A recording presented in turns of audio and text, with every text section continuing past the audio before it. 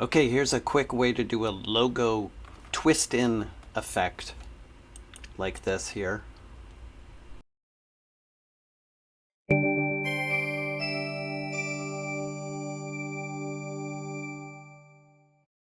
And as you can see, how it starts all twisted and comes untwisted to rest here at the end. We'll show you the scene really quick here. From a perspective, as you can see, got the background. It's a curved plane, and then the logo. We have a backlight here. We have a fill light on the subject, and we have another light to kind of illuminate the background. Zooming in onto the logo, this was a basic text treatment combine into one object here. I'll press the tab key and go in. As you can see, it's kind of converted straight from text. Not the prettiest of polygons in modeling, but I found out that that didn't actually matter that much. So it came directly imported in as an SVG file as a logo. Let me tab back out of there, and you'll see two guides. This guide here controls the placement. This guide here is the keyframe for the position of this object. This object is parented to that keyframe.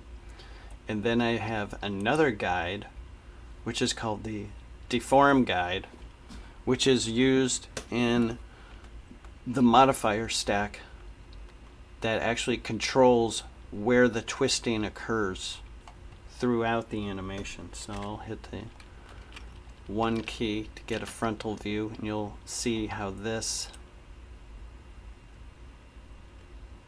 twists, and you'll see it move from right to left. We will switch back to my three views so you can see in the camera. This is the final rendering shot. The camera is coming from the front of the scene here. Here's the logo. Here's the camera from another angle. Okay, so now let's click the subject that's getting twisted. In this case, it's the Next Day Videos logo. And you'll see in the modifier stack I have subdivisions.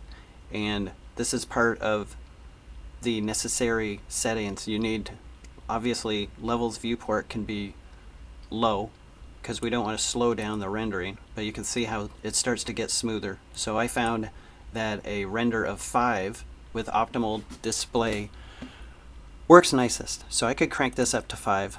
It'll really slow my viewport rendering down.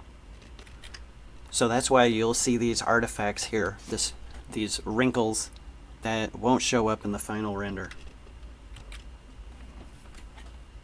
So after the subdivision, I applied a simple deform, and I chose twist. And inside the twist settings is an angle that I animated. You can see the keyframe here. When it's green, it means it's in between keyframes. So let me go back to, you'll see the keyframe is set here on the timeline. You'll see it's yellow here.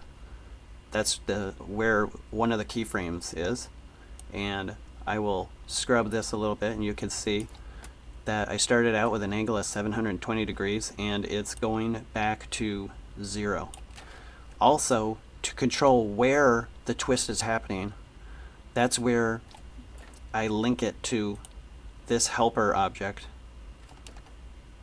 the deform guide. So you'll see that slight movement from right to left helps control how the twist affects the logo. So that's fun to play with as well. And then of course you've got the different axes here. You can change the axis of the twist. That kind of looks silly, but it's fun to play with to see what the other axes would do. That kind of has a cool effect. So yeah, playing around. What I wanted was something replicating another logo animation I've seen before that has been requested in the past. And that's basically the setup for how the Next Day Videos twist in logo animation was created.